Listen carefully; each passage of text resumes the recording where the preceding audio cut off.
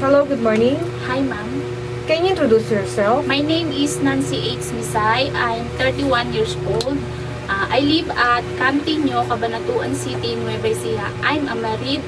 I have one kid, How old is he? 9 years old. Who's going to take care of him when you go to Hong My Kong? husband, ma'am. Okay, how many brothers and sisters do you have? My sister is 4 and one brother. You are the? 4. Okay.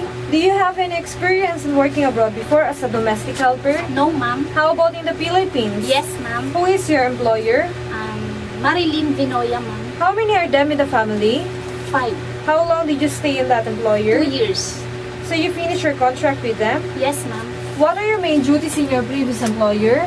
Cleaning, washing, ironing, and gardening, washing, cooking. Why did you choose to work in Hong Kong? Because of high salary, and I want to help my family. Okay, do you know how to cook some simple Chinese food? Yes, ma'am. Like, Steamed fish and steamed chicken. are you willing to learn more? Yes, ma'am. Are you willing to take care of a newborn baby? Yes, ma'am. How about an elder person? Yes, ma'am. What can you teach to your employer's children? I will teach the writing, reading, and speak English. Can you sing a nursery song? Yes, ma'am. Can you give an example, please? A, B, C, D, E, F, G, H, I, J, K, L, M, N, O, P, Q, R, S, T, U, V, W, X, Y, Z.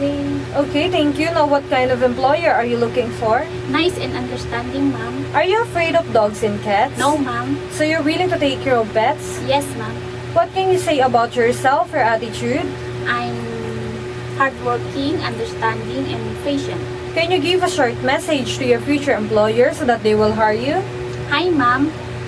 I would like to work with you, and I'm a hardworking. Can you promise to follow the rules and regulations inside the house? Yes, ma'am. Can you promise to do your best to do your duties very well? Yes, ma'am. Can you promise to finish your 2 years contract? Yes, ma'am. Is that all? Yes, ma'am. Okay, thank you.